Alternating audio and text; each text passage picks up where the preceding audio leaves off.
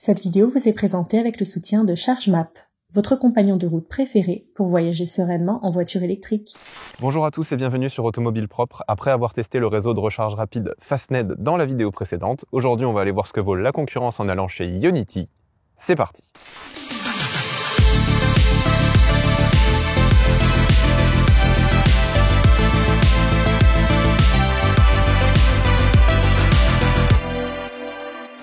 Nous voilà partis en direction de la station de recharge Ionity à côté de Sélestat. On devrait arriver dans environ 40 minutes et je suis parti avec 50% de batterie et on devrait arriver aux alentours des 40%. Dans l'épisode précédent, on est allé se recharger sur le réseau de recharge Fastned. Le résultat ayant été plutôt décevant, on a décidé d'aller tester ce que valait la concurrence dans les mêmes conditions. Et aujourd'hui, on va se retrouver dans les mêmes conditions puisque je vais arriver avec autant de batterie, avec une température extérieure similaire et c'est l'idéal pour pouvoir comparer les deux stations.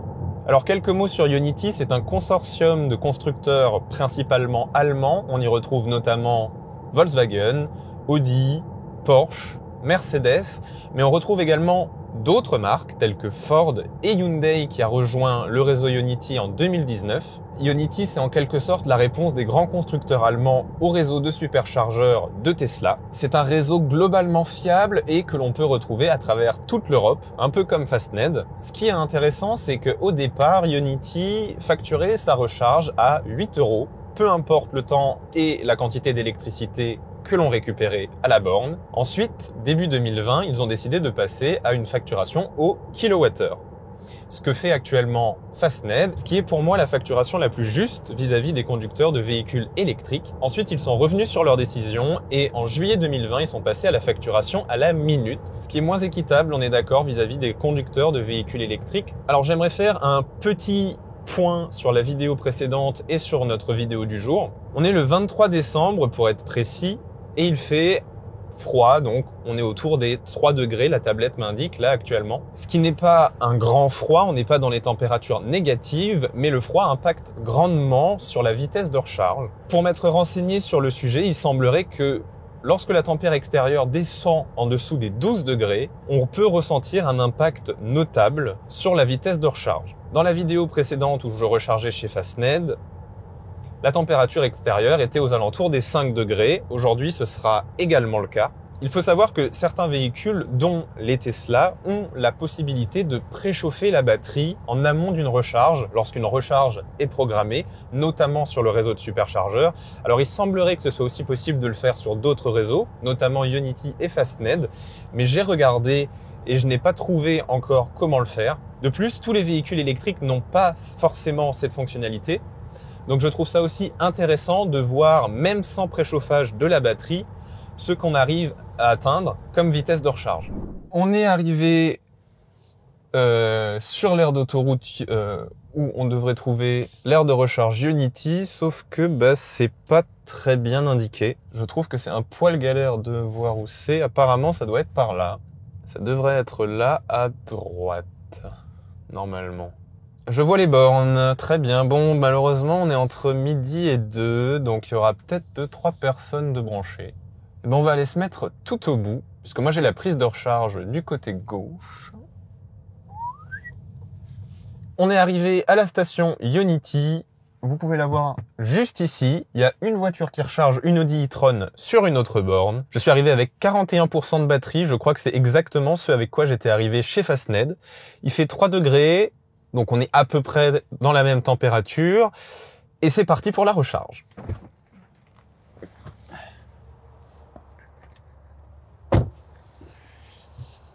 Alors, qu'est-ce que ça dit? Charge terminée, donc ça c'était pour la personne précédente. Ionity connecté. Donc ici, on peut remarquer que contrairement à Fastned, il nous indique qu'on doit bien se connecter avant toute opération. Donc je vais déverrouiller la trappe de recharge. Je prends ça et je le branche directement. Voilà, on est dedans, c'est bleu. Très bien, connexion OK. Départ. Donc moi, comme la dernière fois, je vais utiliser ma carte ChargeMap. Donc je vais badger. Voilà. Vérification, je sais pas si vous arrivez à voir avec les reflets.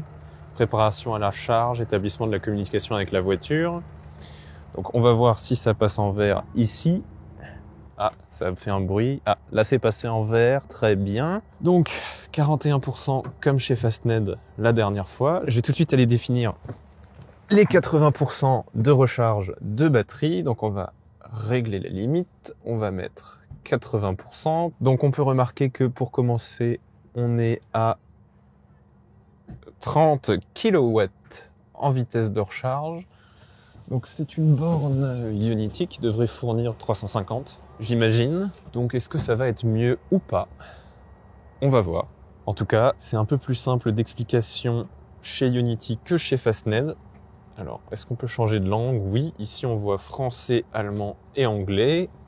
Encore un petit point fort pour Ionity, puisque Fastned ne proposait que allemand et anglais. Et pour le moment, on est limité à 32 kW. Et donc là, on a récupéré en 1 minute 1 kWh. Et comme ici, on est facturé à la minute, eh bien la facture risque d'être assez salée. Donc là, je suis notifié par Tesla qui me dit la prochaine fois, navigation vers chargeur, la batterie sera préconditionnée pour une recharge. Bah moi, j'avais mis le chargeur dans le GPS, donc je vois pas ce que j'aurais pu faire de plus. Pour le moment, ça a l'air d'être identique, voire même pire, puisque je suis à 27 kW de puissance. Donc il semblerait que le froid joue quand même énormément sur la vitesse de recharge, puisque 27 kW c'est vraiment peu pour un superchargeur. Alors on peut remarquer ici à la station de recharge Ionity à côté de Celesta qu'on a 4 bornes. On a actuellement une e-tron qui est rechargée bien plus loin, donc elle va pas nous pomper de puissance. On a à côté une Peugeot qui est garée là, qui n'est pas une voiture électrique, mais c'est parce qu'il n'y a plus de place sur le parking. On l'excusera pour l'instant. Ce qu'on peut remarquer, contrairement à chez Fastned, qui a, disons, un design et un look un peu plus défini, ici c'est vraiment juste des bornes posées l'une à côté de l'autre et vous voyez bien que il n'y a pas de toit. Donc s'il pleut, on se prend tout sur la gueule ou s'il neige. Alors que chez Fastned, c'est quand même un peu mieux pensé à ce niveau-là. De plus, on a quand même cette petite pensée chez Fastned écologique avec des panneaux photovoltaïques en guise de toit. Ici, on n'a rien côté écologique. À combien est-ce qu'on en est? On est à 11 minutes de recharge, 7 kWh, et on a une vitesse de 47 kW. Bon alors, il fait vraiment froid dehors, là, il fait 3 degrés, on est un peu moins protégé que chez Fastned, il y a plus de vent, on est plus dans une plaine, donc je suis un peu rentré à l'intérieur en attendant que ça recharge. Il s'est passé quelque chose d'intéressant, un conducteur de Taycan s'est garé sur une des autres bornes Ionity juste avant. C'était quelqu'un de totalement néophyte au monde de la voiture électrique, il venait de la recevoir il y a 2 semaines, donc il est venu m'interpeller en me demandant si je rechargeais aussi plus lentement que prévu. Lui rechargeait aux environs de 80-100 kW, alors que sa voiture est capable normalement de monter à 350 kW. Et donc lui aussi avait quelques problèmes de recharge avec sa voiture à cause du froid. Je lui ai dit que c'est principalement lié au froid. C'est clair que maintenant, si on était dans des températures plus proches de 20 degrés, normalement il n'y aurait pas de problème, on pourrait se brancher, on serait tout de suite à une température de batterie optimale pour pouvoir recharger sa voiture à pleine puissance. Du coup voilà, je pense que c'est intéressant. Comme dit, ça ne se passe finalement pas mieux chez Ionity. Donc le préconditionnement de la batterie, c'est quelque chose de vraiment important. Si vous avez cette fonctionnalité, c'est vraiment important que vous l'utilisiez si vous y pensez et si vous avez prévu de vous recharger. Du coup, comme on peut le voir ici, je suis à 46 kW en vitesse de charge. J'avoisinerai peut-être les 50 au final lorsque la batterie sera plus chaude, ce qui fait qu'on arrivera quasiment exactement au même chiffre que chez Fastned. Il me reste encore 15 minutes de recharge avant d'avoir fait mon 40% à 80% de batterie. Parlons un peu des tarifs chez Ionity. Il y a 3 possibilités. Le premier, c'est un tarif de 79 centimes d'euros la minute. Donc ça, c'est pour les bornes rapides. Il existe aussi dans certaines stations Ionity des bornes 50 kW où sur celle-ci, le tarif sera moins élevé. Il sera de 35 centimes d'euros la minute. Ensuite, Ionity offre ce qu'ils appellent le Ionity Passport. C'est un abonnement mensuel de 17,99 € par mois qui ramène le tarif de 79 centimes d'euros la minute que l'on paye actuellement à 39 centimes d'euros la minute sur les mêmes bornes. Et ensuite, il ne faut pas oublier, comme on l'a dit précédemment, que Ionity est un consortium de constructeurs. Et donc, si votre voiture fait partie de ces constructeurs, donc on parle de Mercedes, Audi, Hyundai et autres, vous aurez aussi des tarifs préférentiel au niveau de la recharge qui tournera, je crois, en général autour des 30 centimes, si je ne dis pas de bêtises. Faisons un petit point au niveau de la recharge. Il nous reste actuellement 5 minutes de recharge. On est à 51 kW, donc on retrouve quasiment exactement les mêmes chiffres que chez Fastned, ce qui montre que Ionity et Fastned, finalement, en tout cas partant de froid, offrent la même vitesse de recharge. Alors la recharge vient à l'instant de se terminer. On va donc déverrouiller la trappe de recharge. Hop. On va pouvoir débrancher ça. Très bien. Et donc on voit ici que la charge est terminée. On est à 82% de batterie. On a mis 32 minutes pour se recharger. On a récupéré 26 kWh et notre vitesse en pic était de 56 kW.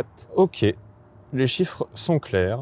La recharge jusqu'à 80% étant terminée, c'est le moment de rentrer à Strasbourg. C'est parti. Nous voilà de retour dans ma voiture après cette recharge sur le réseau Ionity. Les résultats sont plutôt intéressants. En vitesse de recharge, que ce soit chez Fastned et chez Ionity, les résultats sont quasiment similaires. En pic, je crois que j'ai été un tout petit peu plus rapide chez Ionity puisque j'ai atteint les 56 kW. Chez Fastned, le plus haut que j'ai vu, c'est 50 kW. Dans des conditions optimum, normalement, les deux réseaux de recharge auraient pu fournir l'électricité nécessaire à ce que ma voiture recharge à 150 kW. Du coup, là où le résultat est un peu différent, comme la vitesse de recharge que j'ai atteint sur les deux en pic était de 50 kW, chez Fastned, ça ne change rien en termes de tarifs. Par contre, chez Ionity, ça coûte plus cher. Chez Fastned, ma recharge de 40 à 80%, qui était de à peu près 23-24 kWh, m'avait coûté 16 € au prix Fastned.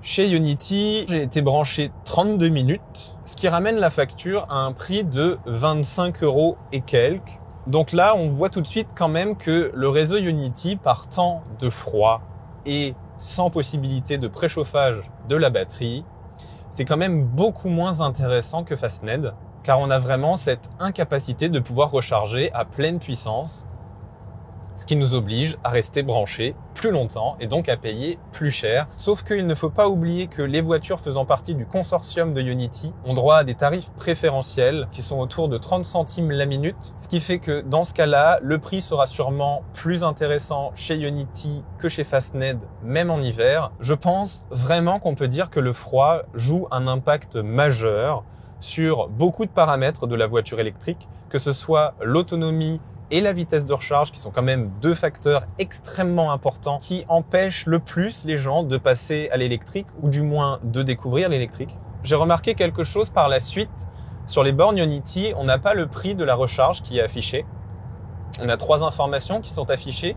Le temps de recharge, les kilowattheures récupérés et la puissance en kilowatts transmise de la borne à la voiture. Chez Fastned, on avait également 3 informations, mais pas les mêmes. On avait le prix, on avait les kilowattheures récupérés et le temps branché sur la borne. Donc il manque chez Fastned l'information de la quantité d'énergie transmise par la borne à la voiture en live. Cette information, en tout cas chez Tesla, est affichée sur la tablette, donc elle n'est pas forcément indispensable d'être affichée sur la borne. Je trouve que c'est un peu plus incorrect de ne pas afficher le prix. En tout cas, j'espère que cette vidéo de comparaison entre Fastned et Ionity vous aura plu. On a eu la chance quelque part de pouvoir tester les deux bornes dans exactement les mêmes conditions. Dans une prochaine vidéo, on ira tester cette fois-ci le réseau de superchargeurs Tesla, dans un premier temps sans préchauffage de la batterie, pour voir si les résultats correspondront à ceux de Ionity et Fastned, et dans un deuxième temps avec un préchauffage de la batterie, pour voir cette fois si on arrive à atteindre une puissance de recharge supérieure, voire même la puissance de recharge maximale